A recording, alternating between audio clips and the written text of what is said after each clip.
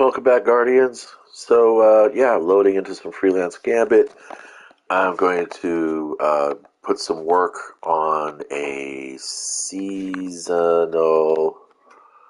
sniper kills and machine gun kills. I don't have too many problems with machine guns, so I'm working on the sniper part because I fucking hate snipers.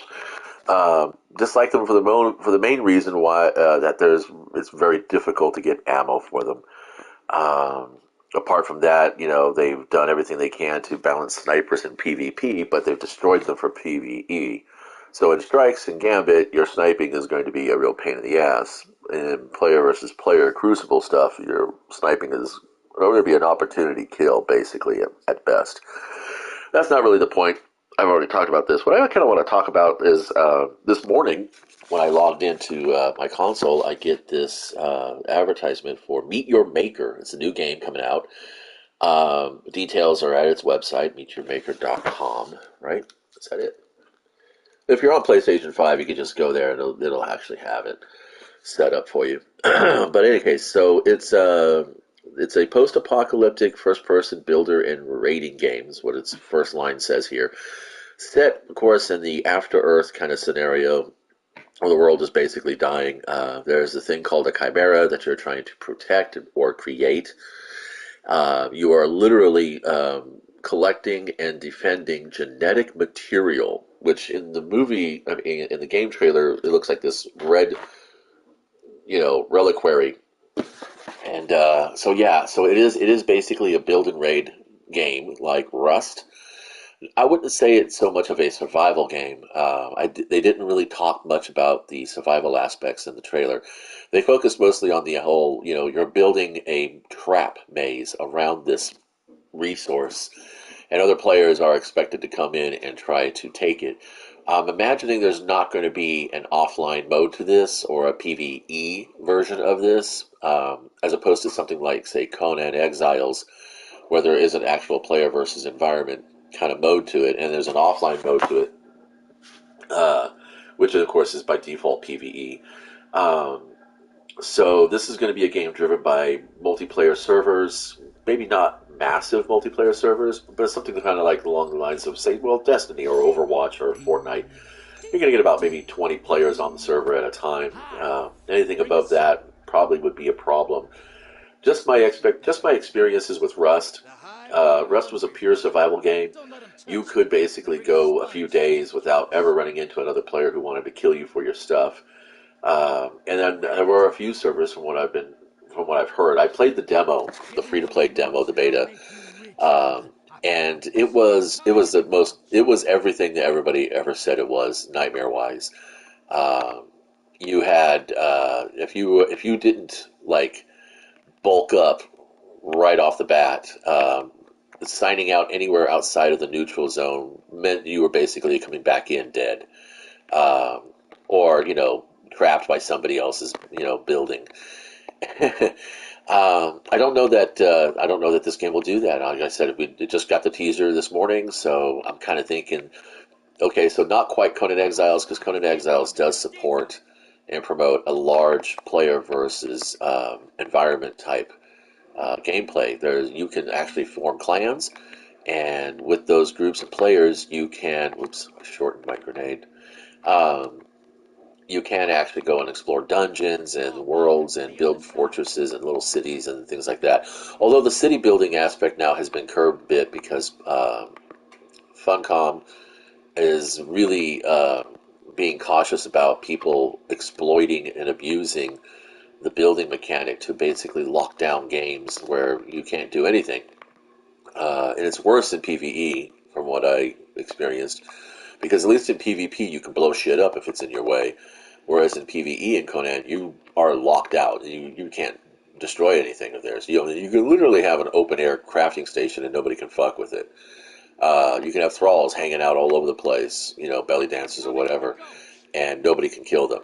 You might get purged, which is an NPC raiding party that shows up in all modes at a certain build point. But if you play strategically and you're not going nuts, then you should be pretty much purge free.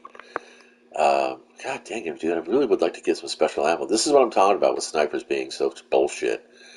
Um, and then of course they had to fucking include them as a fucking seasonal challenge that actually gives you a reward. So I'm kind of like, I don't know what I want to do about this. How do I want to feel about this? Do I want to get salty about it and whatever? Well, I guess I should probably pick up the ammo, huh? Jeez, so many explodies. Somebody needs to give those guys some acid. I should probably sub out to my machine gun so I can at least get some efficiency on the progress. But yeah, so what is Heartbreaker? Is it a clone? Heartbreaker.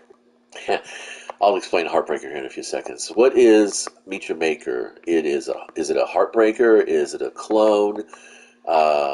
Is it a killer? Is it going to kill games like Minecraft and Conan and Rust and stuff like that? Or Fallout. I think Fallout's turned survival too. Also, I can't even remember that.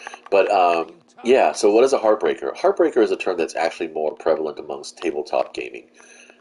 Basically, a Heartbreaker takes a game's mechanics or takes a game setting and then recreates it um, with some refined rules or rules that basically better match the play style that people wanted. So we got to wait for this guy. I got 13 seconds to avoid being murdered. At the same time, though, I kind of want to get his ass. Do I have enough? I only have one shot. Oh, shit. Oh, shit. Oh, shit. Oh, shit. Oh, wow. How is he able to bend the bullets? That is amazing. I didn't expect that. Let's try to res this guy. He can collect some shit here, because I already have 15. Anyway, so yeah, Heartbreaker basically takes the game setting and its core mechanics and tunes them a little bit to either simplify them or add a little bit more crunch. I would say actually adding more crunch to a game system would be more like modding it to creating a supplement kind of scenario. But the Heartbreaker is basically, yeah, it's like a good example is you have um, you have a game called Space Weirdos, which is a self-proclaimed Heartbreaker, meaning that it takes the Warhammer 40,000 rule set and or play experience and modifies it to a point where it's a little bit smoother, it runs a little bit faster, um, there's less crunch in unit design, all that kind of stuff, and you can go further with your play experience. So it's kind of complicated, and this differs than a clone. In that a clone basically copies the entire game system, but renames it, maybe even partially reskins it. A good example is that Pathfinder. This is probably going to trigger some people here. Pathfinder is basically a Dungeons and Dragons clone. 3.5 is what they used to call it. Um, when D&D went from third edition to fourth edition mechanics, where it became more of a board game with all its miniature rules and things like that. Um, Pathfinder came around and said, "Hey, we don't want that. We're going to go ahead and we're going to make this clone of D&D, but we're going to call it Pathfinder, and we're going to focus on just the theater of the mind aspects, character immersion and growth, or player immersion and character growth kind of situation." Whereas fourth edition D&D was all about hack and slash, basically the pinnacle of the dungeon crawl, if you will. And I did not play fourth edition D&D. I did collect the books. I do have some old starter set rules.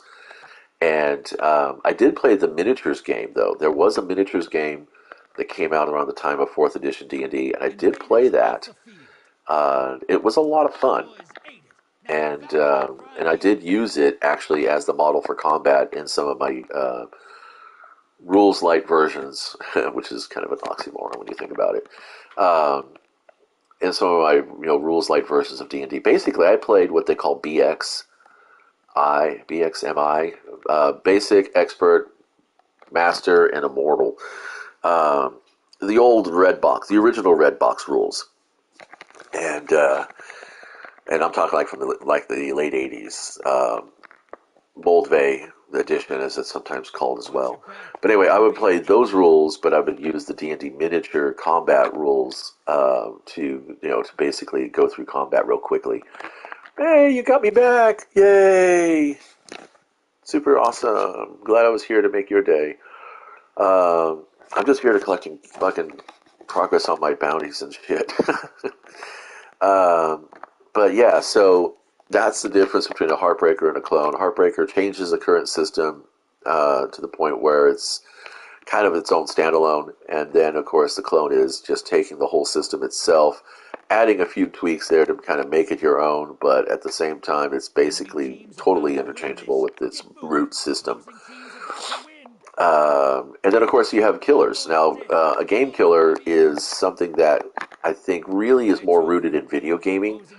A good example would be that Warframe came out and for a long time was touted as being the Destiny killer, um, but it never really actually was. Warframe has its following and has its community, but and they intermix between Destiny and Warframe quite a lot. But as you can see, Destiny is still going way faster, and I'm not streaming Warframe, am I? Then you have something like Gears of War that came out, and for a long time it was popular.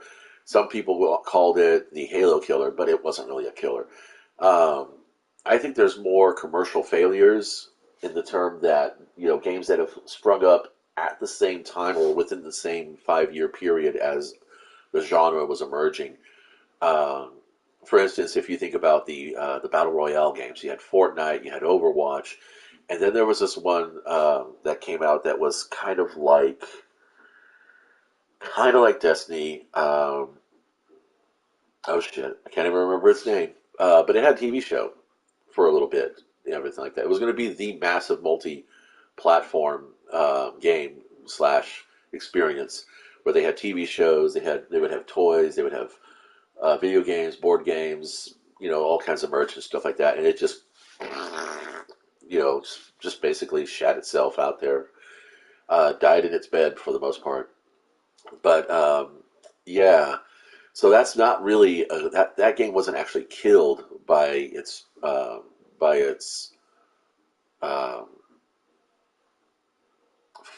by what came after it, because that's what that I think is intrinsic to the definition of a game killer, is that the killer comes out after the other game comes out. For instance, like if Spellfire was the first game in the TCG market, and then Magic the Gathering came out, Magic the Gathering would have very clearly been the Spellfire killer. Whereas Spellfire was just a commercial failure because it came out after Magic the Gathering, stuck around a little bit on its nostalgia and connection to D&D, and then just completely fizzled out. People were even making jokes about how they would use it to, use it as floss because it had a nice minty taste of the cards and all that kind of fun stuff. But yeah, so this Meet Your Maker thing here, it's interesting because it is sci-fi, it is post-apocalyptic.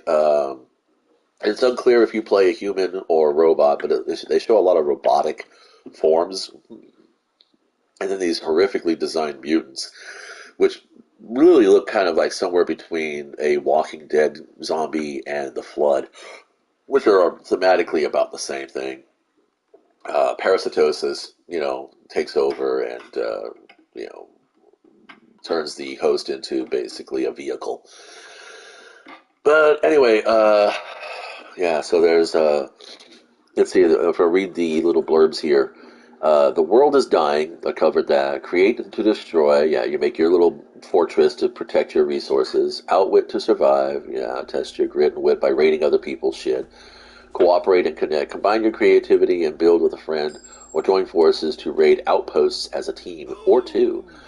Watch raiders challenge your outposts via the replay system. Oh, that's going to be fun. So, one of the things that we talk about in the Conan community is that there's a lot of offline raiding that goes on. So, people basically, in a PvP server, which is typically on the official servers, where there's less admin control, what they'll do is that they'll watch your base. They'll know when you're on and when you're not on, and then they'll pick the day that they can raid your base, because you can only raid a base on any server unless it's a private server after a certain hour. Mostly I think it's 5 p.m. local time.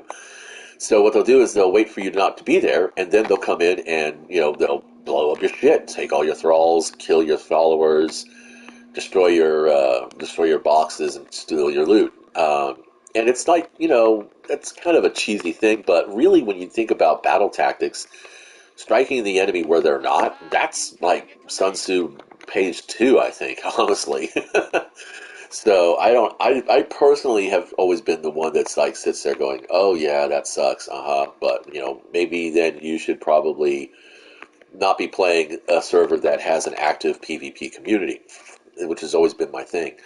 um, I know full on when I go in, I didn't have enough modes to actually make anything, but that's okay. I'm not really here to do this. I'm here to do this.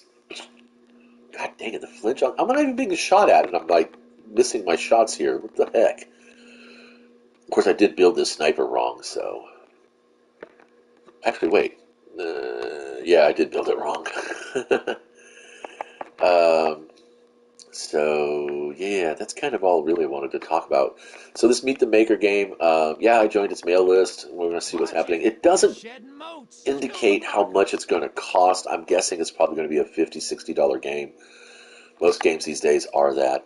But that's something else that I've been kind of, a little bit going, I don't know if I want to spend any more money. Situation is that how close or adjacent is this gameplay experience going to be to what I already do in Conan Exiles? Um, I'm guessing it's probably going to be very close to it. It seems like the game is going to be more driven towards the PvP aspect. Um, and I've already got, enough PvP to deal with in Conan Exiles. I don't know if I really need the challenge to it. It's kind of the same reason why I've stopped playing Minecraft for the most part, is that the pathfinding in Minecraft is really all I play Minecraft for anymore. The puzzle of, finding a village and defending it, and growing its economy is kind of the mode that I play in Minecraft. When I was playing with groups of people, then it was all about team efforts, trying to get to the end dragon, all that kind of fun stuff. I've done all that. So it's like late stage gameplay for me is more just about for Minecraft, that is. It's really more about this guy is like a real cockroach. Fuck. What the hell, dude? Seriously. I am so shitty with snipers too. That's the other part that is just it's a struggle for me sometimes. Oh, fuck off.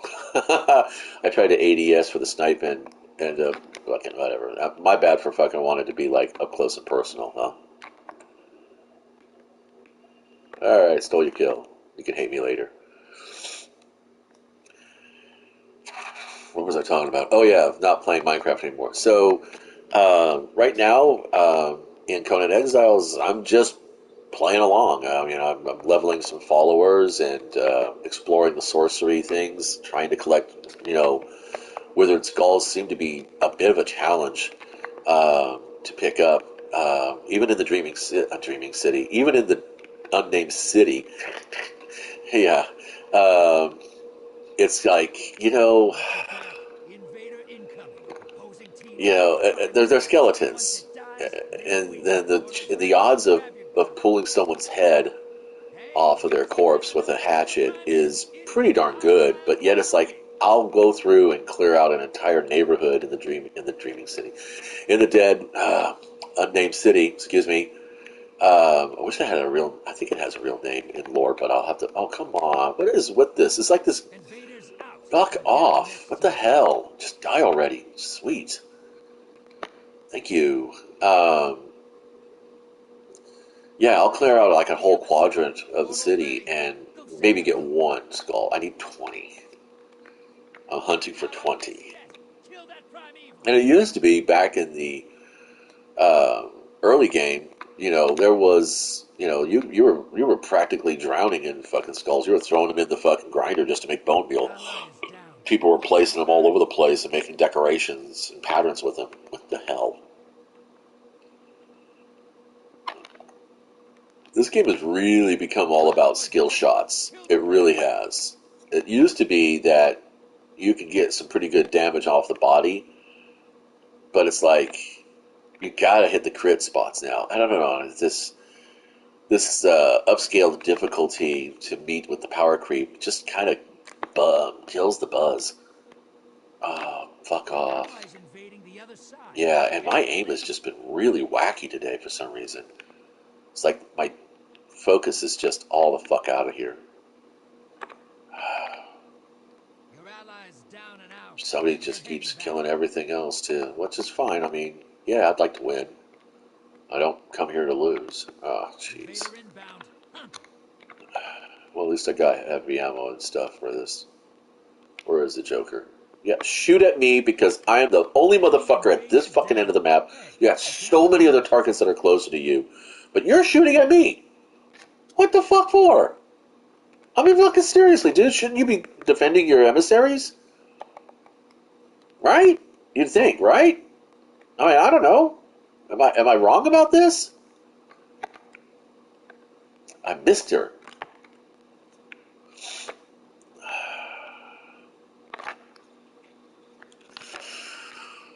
Yep.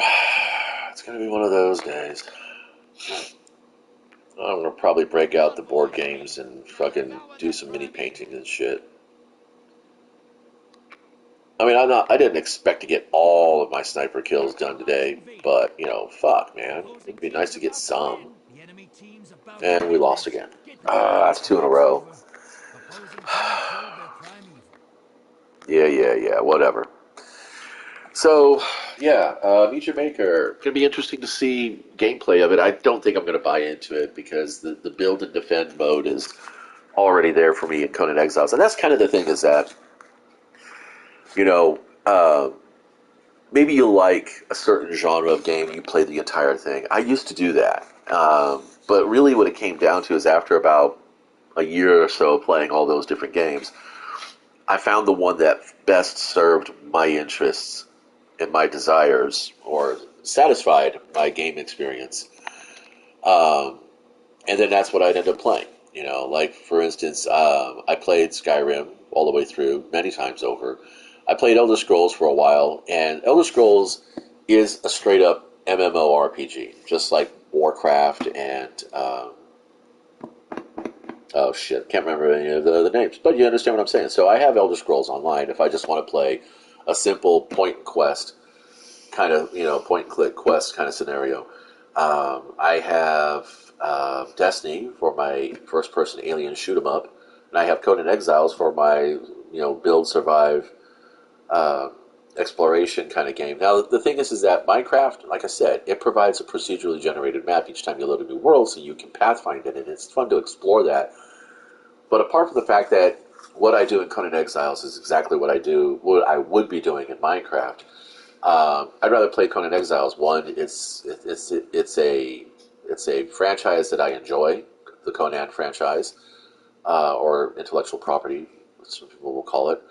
Uh, it's a genre that I enjoy, which is sword and sorcery, sandals and sand, uh, and it is a mechanical puzzle that is engaging and challenging. How much do you build up before you become a target? Playing the server politics and all that kind of fun stuff. You get that diversity in there. So, yeah, other games that I play, Mobile Suit Gundam Battle Operation 2, arena style PvP, which is why I don't play PvP in Destiny very much, unless, of course, I'm driven there because of a weapon or some resources that I might want for my character. Again, like I said, Iron Banner and Mayhem. Playing Mayhem is fun. That's just straight up chaos, and it's enjoyable as fuck. It's like being in the old mosh pits, you know. But Iron Banner, I would imagine, is people are there to win. They're committed. They're not just coasting through. Although you do get some lobbies that have potatoes, but that's going to be common. But Iron Banner is more of a commit and a larger team tactics. Trials would be more of a commit, but the burden on performance is too high, I think, for what you get as a reward. That's what I'm talking about there. So yeah, and then of course I have what's the other? I think that's it. Yeah, pretty much. So and that also comes down to like tabletop skirmish games. The tabletop miniature games that I have. I've right now on my shelf, I've got Wrath of a Shadowlong, the Hero Quest, and then Gloomhaven. And the Hero Quest was my big buy-in. It's more of a collectible than it is an actual gameplay. Because you do really, the game is better when you play it with a guide or a GM or whatever you want to call him or her, or them. Anyway, whereas with Gloomhaven and the Wrath of a Shadowlong, you can play as a solo, as a single player, which is fine. And then, of course, there's Fallout Wasteland Warfare, which is not really a dungeon crawler like Gloomhaven or Hero Quest or the Wrath of Shadowland. It's a solo tabletop skirmish game that also can be played cooperatively and competitively.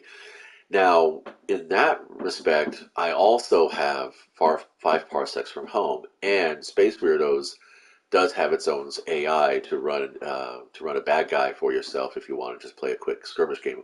So trying to figure out which of the three I really want to keep. Now I have the Fallout one because I kind of like the Fallout aesthetic. It's fun. It's a little adjacent to the Destiny aesthetic.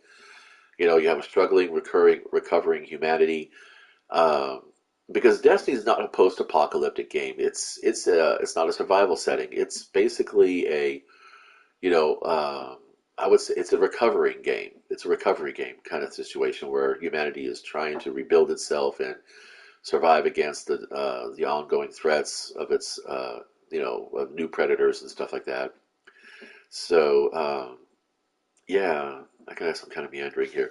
I want to wrap this up by just commenting that having multiple versions of the game, finding out which one's really the heartbreaker, and that's going to be relative. But I mean, well, it can be absolute, really, because Space Weirdos is the kill team heartbreaker, but it's not the killer. It's not going to take over kill team because kill team's still around.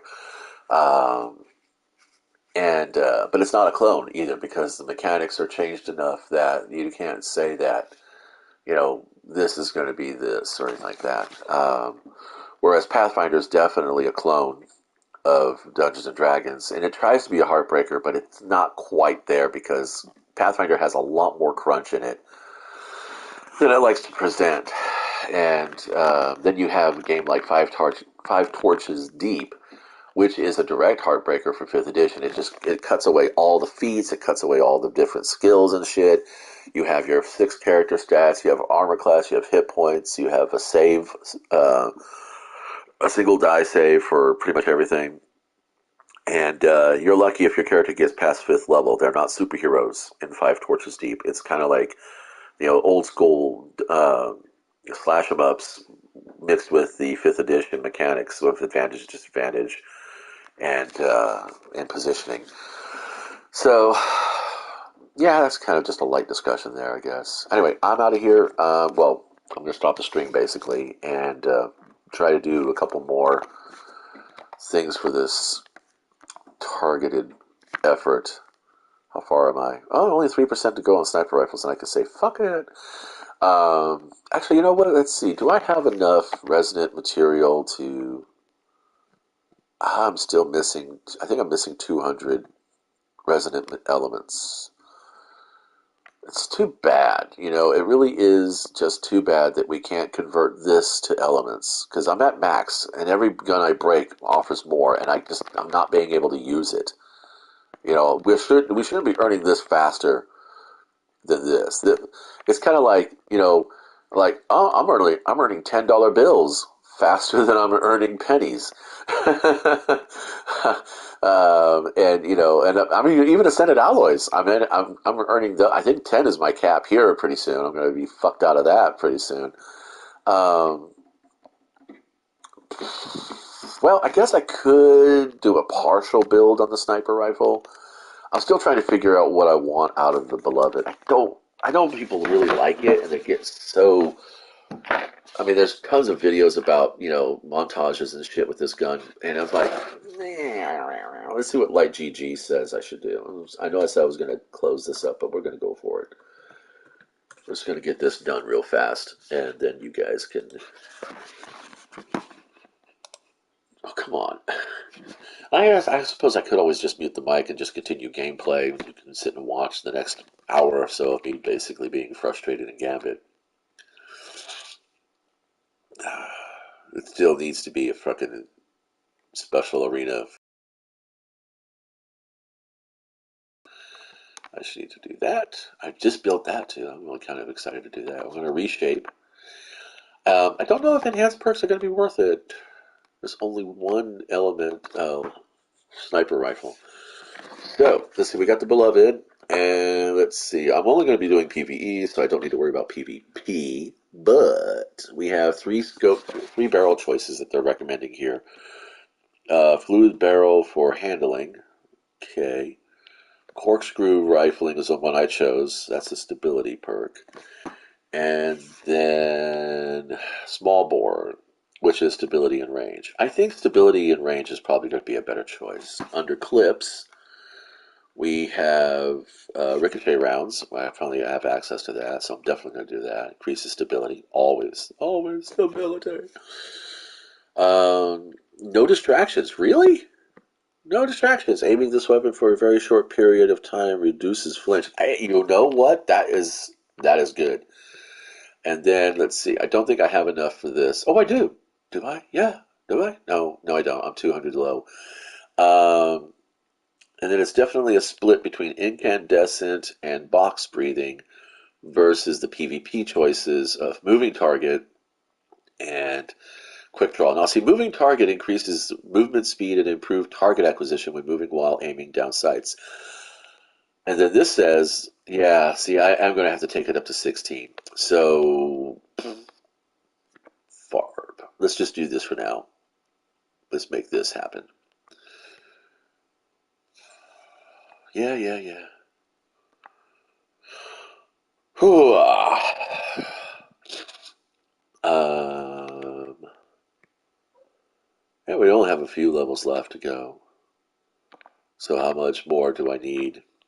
And where am I going to go to get that alloy or elements? What's the best way to farm that shit? So yeah, so we're going to go moving target, and 280 resonant elements. I guess that means picking up any one of those rifles. Okay, well we're good here. Okay, cool. Anyway, thanks for stopping by. I'm going to go take a break and probably come back and farm for some elements and see if I can do stuff.